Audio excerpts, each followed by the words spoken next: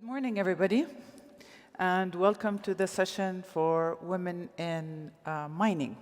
My name is Dina Alnahdy. I am a member of the National Mining Committee in the United Chambers of Commerce. We have a very important and crucial discussion today about women in the mining sector. Shaping the future of mining is inclusive of defining and building a critical mass for women in the sector. Currently, women are represented an estimated of 8 to 7% of the global mining workforce, which on a global level is very low.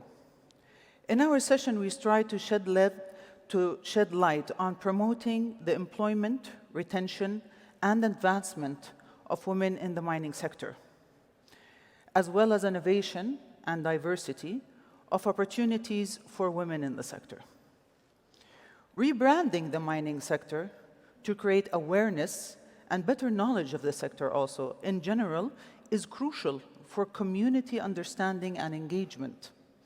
Education and training needs and requirements of this growth and evolving sector is a key enabler to attract high standard of diversity and talented women. To discuss this global topic, we have these admirable lady panelists. With us, first is Emily King, founder of Prospector and Chief Innovation Officer of Analog Gold. Thank you. Sheila Khama, former CEO, De Beers, Botswana. We have Wendy Tyrrell, Executive Director, Development Partner Institute. Christine Gibbs, Stewart, CEO, Austmine Limited. Engineer Mashael Al-Omair, Product Engineer from Ma'adin. And Amanda Van Dyke from Arch Emerging Partners. Welcome, ladies. Thank you. Thank you. So, Emily, we see and we know that the mining sector has a certain stereotype, if we want to say. And there's been a long history of certain direction for women, which was very, very minimal. Mm-hmm. And we can honestly say that even for men, the opportunities were in certain silos. So I would like to hear from you, how do you see adopting and applying new technologies to the mining sector an opportunity for women?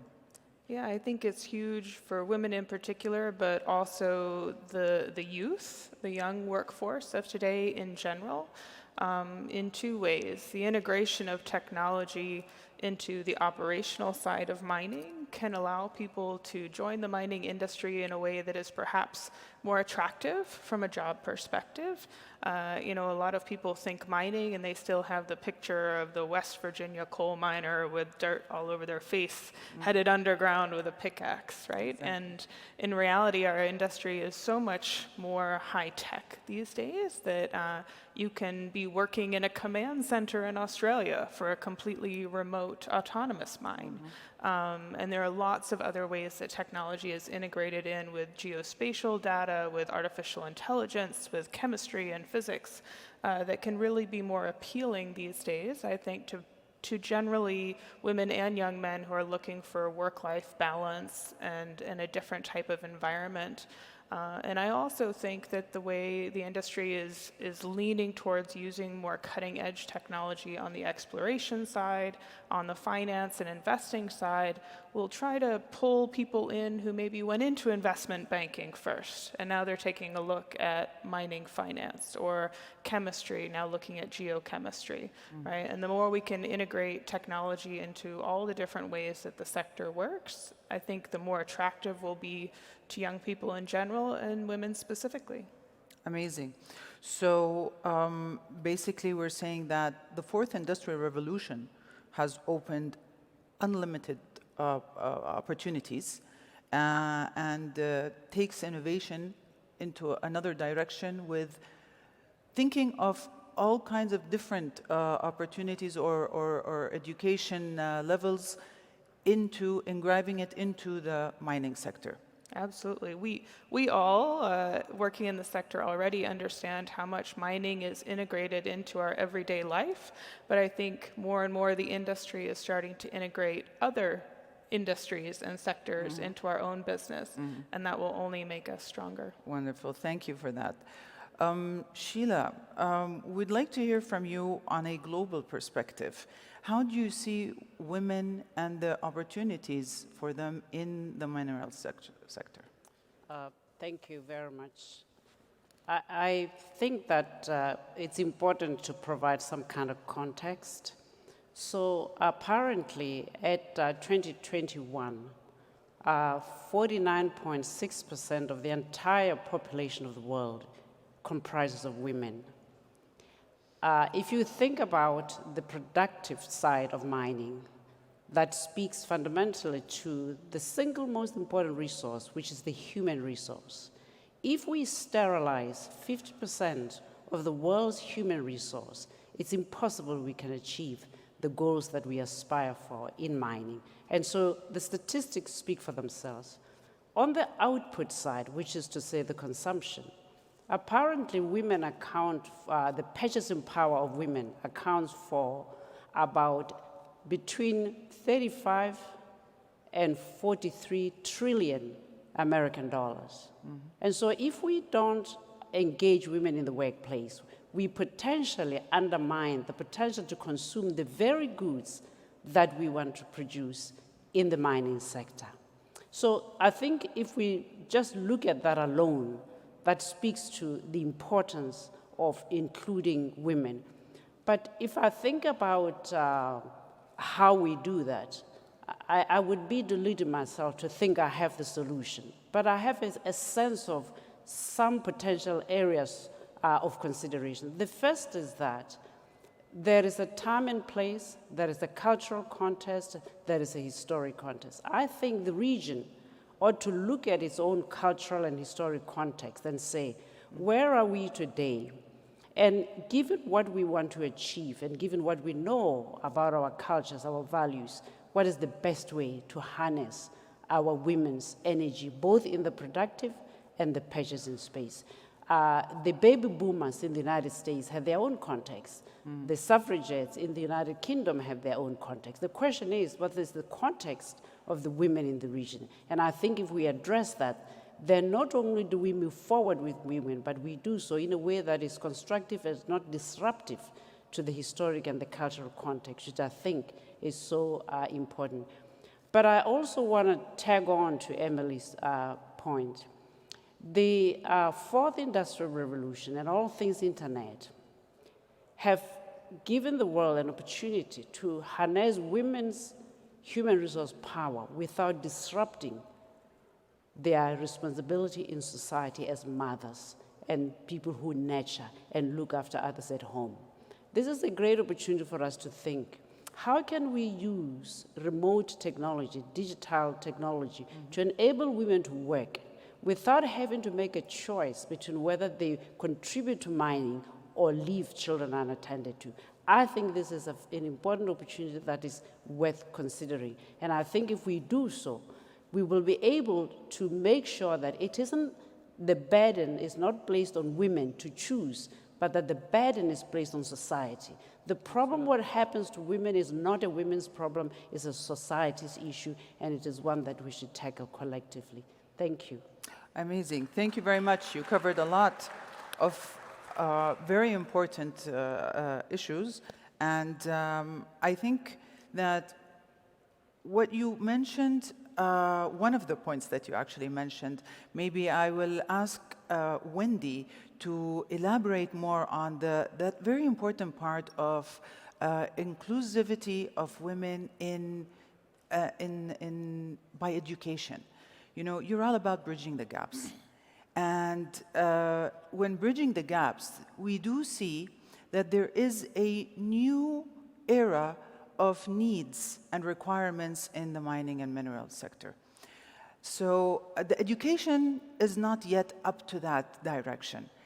How do you see bridging the gaps between the market need and the education? Thanks, Dina, for the question, and thanks for the opportunity to be part of this important panel. I'm going to speak in response to your question in the context of development partnership. Our organisation, the Development Partner Institute, is focused on development partnership and the contribution to society around mining through development partnership. What I see in travelling around the world with our work is that there's enormous capacity for women through working in mining operations, through the people that we connect with in all the way from banking right through the value chain to and with communities and Indigenous people to the consumer products end of the value chain. And I see women bringing special qualities to each of those parts of the mining value chain. So in bridging where we are now to where we need to be in the context of the changing, the massive transformation that mining needs to take, there is an opportunity for education from, I think yesterday we spoke about elementary school, from elementary school to high school, to university, to open the door, and much of this is about mindset. Open the door to being inclusive of women, to being inclusive of communities, to being inclusive of Indigenous people. And the mining sector itself, mining, has a genuine opportunity in this moment to think differently about how to bring women into the sector. And to bridge those gaps, it's also about entrepreneurs, and that can be entrepreneurs at a local level, so suppliers to mine sites, providing opportunities for women to engage in entrepreneurship. And there are some wonderful programs around the world, so if I could just choose one to speak about. Impact Capital Africa, which started in Zambia and has been focused on bringing impact investors together with entrepreneurs. There's a wonderful part of that program which is about educating entrepreneurs to build their organizations, and it has opened the door to both men and women. So, and particularly interested in providing opportunities for women entrepreneurs.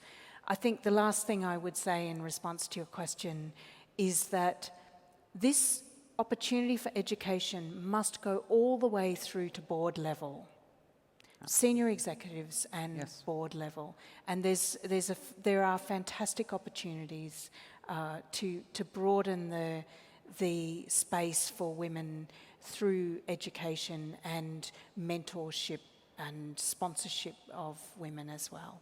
Thank you very much, Wendy. That was very elaborate, and I'm going to pick up on the entrepreneurship part, and I'm going to ask Christine to give us a live example. You're an entrepreneur, and you started a business as a service to the mining sector. Can you explain and show how does that open opportunities and help you, as also Sheila has mentioned, to make it the ease and comfort for you as a woman working for the mining sector and a mother and wife and family life? Yes, thank you for the question, and it's fantastic to be here today talking about this important issue. I guess as an entrepreneur, you can pave your own way. You can make your own decisions, and you can set your own goals and targets. And in that way, you can demonstrate to others how things should be working and how you want them to work. And so I think in my career, I've been very fortunate to work in roles and positions where I have been able to set those goals that I want for diversity and inclusion, and also to work with others to communicate the importance of what that means from a service provider, from a technology point of view, and also how that adds to the, I guess, to the richness and also to the delivery and solutions of what people are trying to do. But I guess one of the things why we're talking about this issue is because we are looking for the best talent. We need the best and brightest to join the mining industry because of the challenges that we face in the future and because of the war for talent we currently have around the globe. And in order to do that, we need to think differently because of the perception of mining that we've been talking about, that it's not a woman-friendly industry. We really need to step up and we need to be leaders. And so I think from the entrepreneurial point of view, women and men have the opportunity to lead so that we can encourage more women into the workforce. Recently, there was a survey done of women in mining in Australia, and about 500 women participated. And the number one thing they said for attracting and retaining women in mining was leadership. Mm-hmm. They need people to lead to ensure that women are included. They need to make sure, leaders need to make sure that people are treated fairly. They need to call out bad behavior. They need to encourage women and promote women. And most importantly, they need to listen. They need to listen to what is needed to really foster and grow women into the mining industry. You talked about 8 and 9% of women in the global mining workforce. In Australia, a very mature mining market, it's only 16%. And as Sheila has pointed out, we're missing a huge opportunity to fill roles with very talented women. And so it's up to all of us to lead and encourage those women to come into our industry. Thank you very much, Christine. I'm gonna turn to you, Mashael, as a young leader in the domain and being a product engineer. I'm going to pick up on what Christine said as paving the way for the youth and coming in. You have on-hands experience with work on sites. And how important is the safety culture and preparing on-site amenities, you know, specifically for women, as well as sensitive training? Yeah. Can you elaborate on that? Well, first of all, thank you for the opportunity to speak on this panel. It's great being surrounded by such a successful group of women, and it's great here speaking to the audience.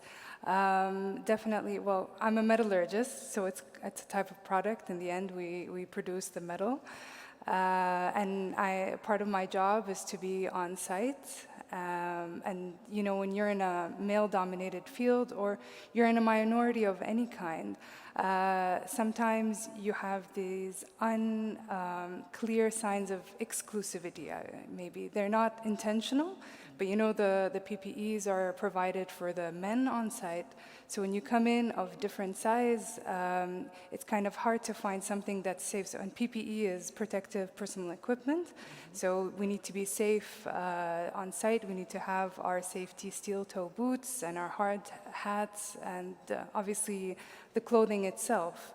But you know, when you also talked about sensitivity training. So when you go and you work on field that's dominated by men who are at ease working with each other, you kind of have maybe it's a bit of a challenge to get your work done or to get to get your point across. But in the end, you know, they're mostly well-intentioned, and it's just getting over that barrier and, you know, providing PPEs for women, having the sensitivity training, having the amenities on site that are fit for women.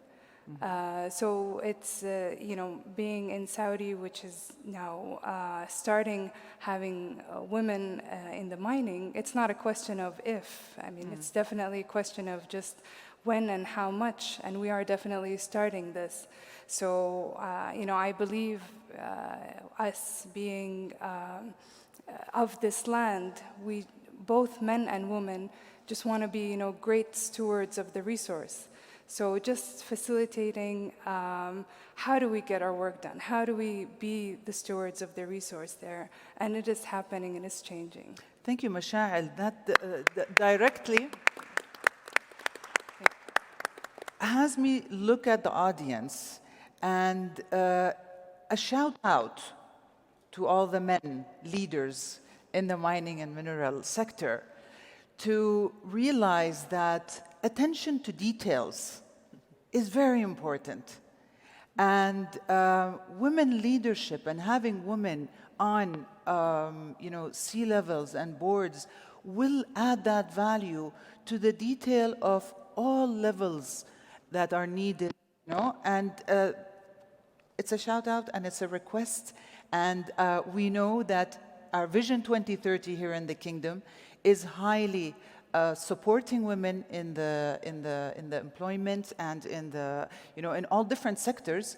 And we do see that more and more, Ma'aden, for an example, is already 20% as you know, as a company of female employees, which is an amazing opportunity for obviously women. But then once again, attention to details is crucial. Thank you for that, Mashael. Amanda, it's been mentioned a lot, the leadership. Leadership also needs mentorship, and it needs networking. You know, a lot of that helps and works to give the women in the workplace the opportunity. So, can you tell us, from your opinion, how do you see the leadership of men and women for women? Thank you. To answer the question, I think I should give you a bit of context. I presently manage a private equity fund in the sustainable resources space, so we invest in junior mining to get them into production. But when I started my career, I started with Women in Mining UK, and we, over 10 years ago, and we published some of the first research on women on boards at the top of leadership in the global mining sector. And at that time, women on boards there were less women on boards in the mining industry than any other industry in the world. Since then, things have changed, and we'll be updating the research for 10 years later. But at the time, women in mining in the UK, a country that has almost no actual mining left, had over 1,500 women. And those women came from all walks of life and all professions. And I think it's less understood that you can come to the mining industry from almost every profession. We had lawyers, accountants, geologists, engineers, investment professionals like myself, who were all climbing the leadership ranks of the corporate headquarters of many companies. And I was incredibly impressed yesterday when I heard His Royal Highness, the Minister of Energy for Saudi Arabia, say, put women first. He said the women and men. And he also said that his team was actually majority female, which I found incredibly impressive. But it shows you that in every industry, in every part of the world, women have the ability, when they are encouraged by their leaders, to enter the workforce in an enabling environment that is supportive and respectful and safe for women, and they know they have an equal opportunity based on merit to participate and climb the ladder. You have to start, everyone has to start somewhere, and you need a network. And the leaders in every industry, including mining, have traditionally been male, but it is through their support that women who work hard are allowed to climb that ladder. It's how women like myself are given the ability to get positions of power and directorship, to get onto boards. From the lowest position, women in mining have moved up. And it is through professional accreditation and encouragement and hard work, with the leadership of everyone realizing that the best talent can rise to the top. And I think that as long as you have an open mind and you're encouraging women, that slowly but surely they will get to the top. And they will be able to sit at the table. It takes everybody. It takes a village. It's an old expression, but it's true. We might be half of the population, but we're also a part of the global community. And it is when women are encouraged to come to the table, to sit at that table and participate, that they will get there. Given the opportunity, women will always climb. And by facilitating an environment where women are welcome, that is fundamentally how we get there. And the leadership of the mining industry, I remember sitting around the table from Mark Bristow, who's also here. Mark Bristow has always encouraged, the CEO of Barrick, has always encouraged women to sit at the table. He was hiring junior geologists and engineers 30 years ago. And those women are now senior in his organization. Mm-hmm. And I think that it is from that leadership that recognizes talent and encourages women to come to the top that you will get there. And I think that Saudi Arabia seems extremely well placed to allow women to participate in the professional development of the mining industry. Amazing. Thank you very much, Amanda.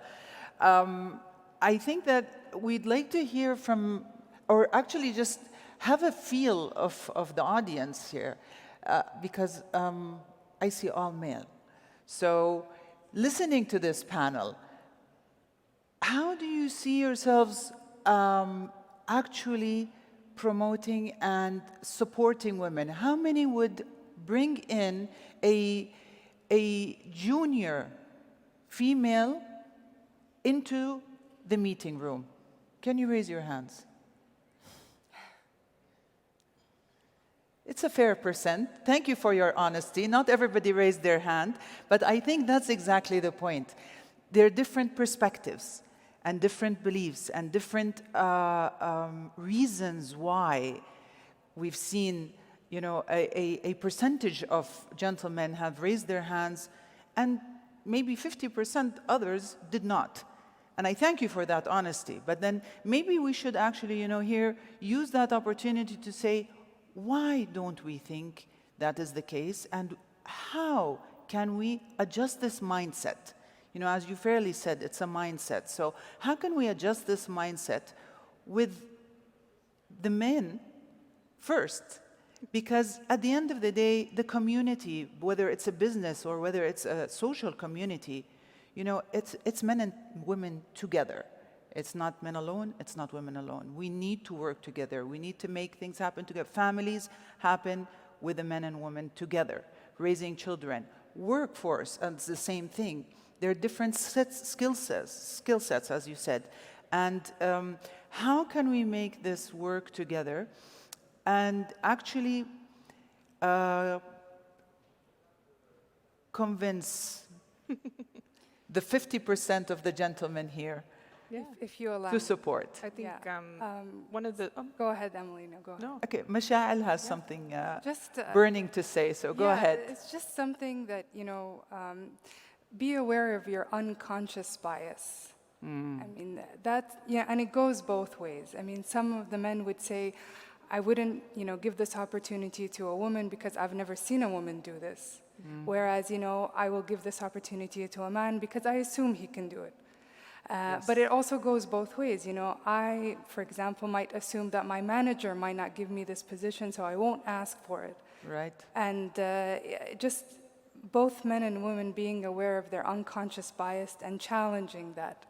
Just saying, this is what I need to get my work done and to, be a valuable member to the business and to the society. And so I'm asking for it.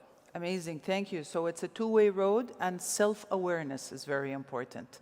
Sorry, Emily, you were going to say something. Go ahead. I was going to say this is certainly not a problem specific to Saudi Arabia.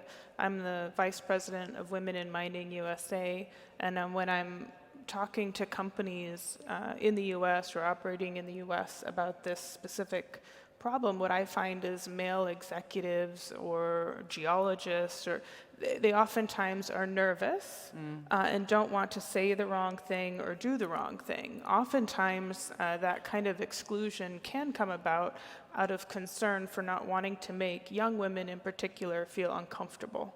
And I think that's where organizations like Women in Mining, USA, UK, Saudi Arabia can be an asset, right? Because we can come into a company, we can host workshops, and we're comfortable answering questions, right? Yeah. I think it's very important that there are no stupid questions in this space, especially when companies are really trying to do the right thing and open up for the first time. And there are a lot of companies that have gone that way before and can also mentor those companies. That's another thing, is there are a lot of companies in the US. Newmont is one that comes to mind. Their director for diversity and inclusion oftentimes goes to other companies to talk about how they put their programs in place. But I think just allowing people to ask questions and not feel silly or stupid and not being worried about saying the wrong thing, so that you can really get that honesty as you saw, right? Because it's only from there. The next question is why, as you asked. And it's only if people feel comfortable saying why they feel that way that you can meet them where they are and help to advance the cause. Amazing, so no judgment. Yeah, absolutely. Thank you, thank you. So Sheila, you sit on many boards. You've been on C-levels in many different international companies. How did you get there? Yes, I got there because of men. This is God's truth. As a young, and it started right at the beginning. My grandfather, I didn't have a son, and he said of my mother, "You will have the same power, the same authority in our village as your cousins. And I will instruct my younger brothers to treat you as if you were my son." And so I grew up in a family where the woman was the leader. And it was not until I left home at 14 and I went to boarding school that I saw a headmaster who was a man. And I thought, what is going on here? Where are the women? And so the mold was cast. But it started with my grandfather. Fast forward 30 years later, the first appointment in the mining industry, I was interviewed by a panel of men, and they appointed me. The next stage, when I was the CEO of DBS in Botswana, I was appointed by men, and I served on boards with men. So let us be clear. The men are not the enemy. Absolutely. Yeah, it's important to acknowledge and recognize that. Yes. But it is also important to recognize that the things we say to our children at home instruct their attitude in the world. What men and women say to the children at home will form their sense of self-belief. If you ask me how I got to where I am, it isn't that I'm more intelligent than anyone. It is that I had an attitude and the belief that I was as good as a man. To be sure, hanging around with men, earlier on in my career, all my clothes were pinstripe suits because I thought to succeed I had to dress like a man. But let me be clear, you don't have to. Yes. Don't make the same mistake. That's right. But there is no substitute for hard work. Yes. I made it difficult for the men not to notice me. I worked so hard. If I wasn't in the room, they knew something was missing. There is no substitute for that. Absolutely. Amazing. The truth of the matter is the world, whether you look at it gender, material, otherwise, is not a level playing field. To succeed, you have to recognize that, don't take it personally, Yes. but prove them wrong. And any good leader, as somebody said, will find the right person because they know that person will make them succeed. So I do think that hard work. Now, coming to the region, apart from all that, of course, we need to Sheila, help. I'm sorry, but we're running out of time. Okay. And you're saying jewels. So I'll leave it at that because But I think, just would like to give an yes, opportunity of course. because what you've said, there are sorry. so many things that Thank could be picked up on.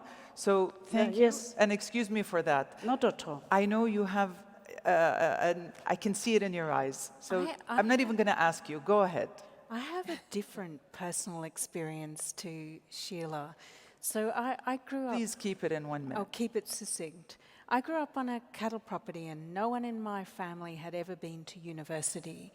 And somewhere in my heart, I just had this burning desire to learn and to share what I was learning.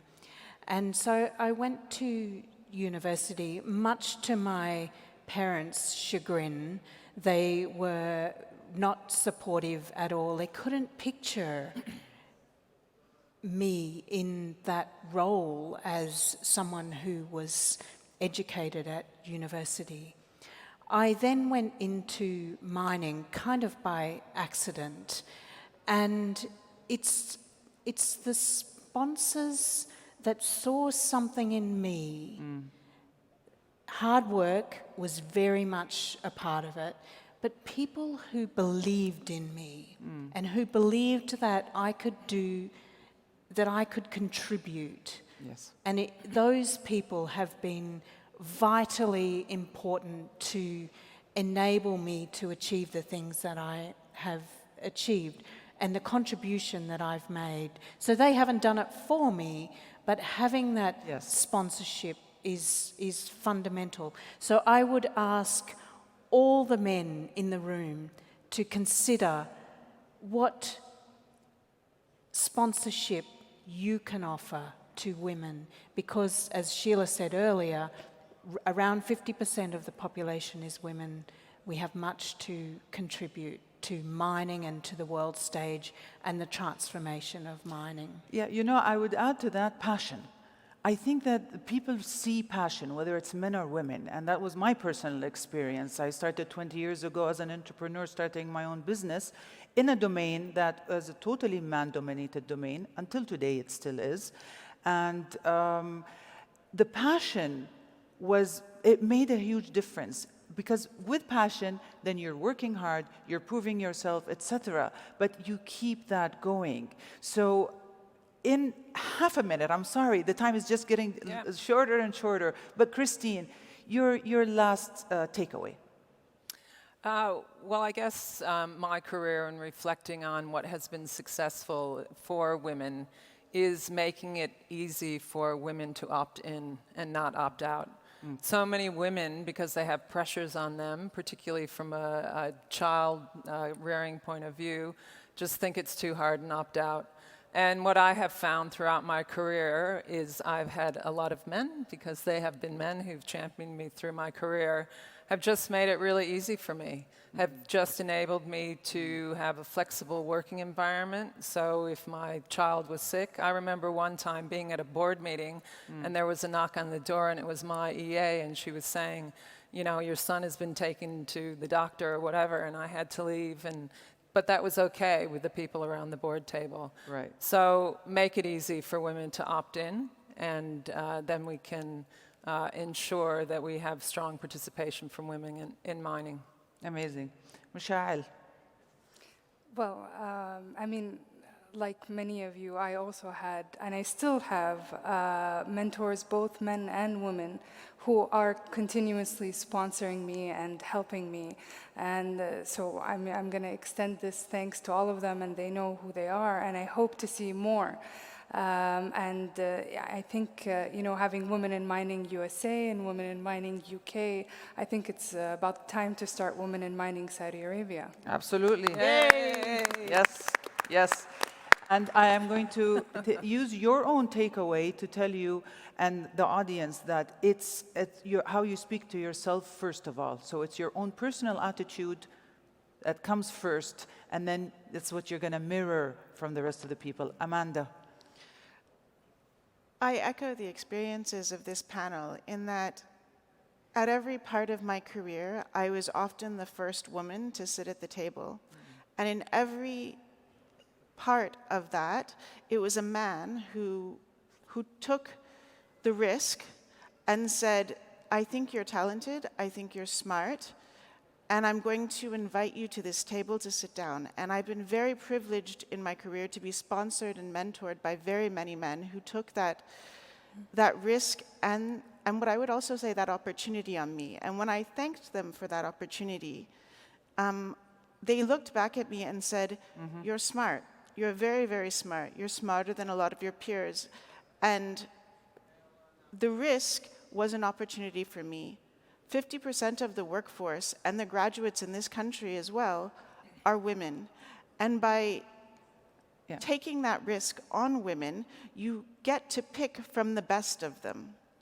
And they will, I assure you that if you do take that risk on bringing a woman to your table, she will reward that risk with incredible hard work and loyalty to you to help you build your businesses and make them better. Thank you, Amanda. With that, I'm going to say it's not a risk, it's an opportunity. So thank you very much for this very honest and transparent discussion.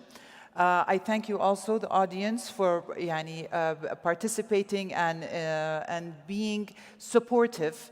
And we look forward to having women inclusivity in the workforce, in the services provided, and creating new hubs for women and supporting women. Thank you very much, ladies. It's been a privilege. Thank you, everybody, for your attendance.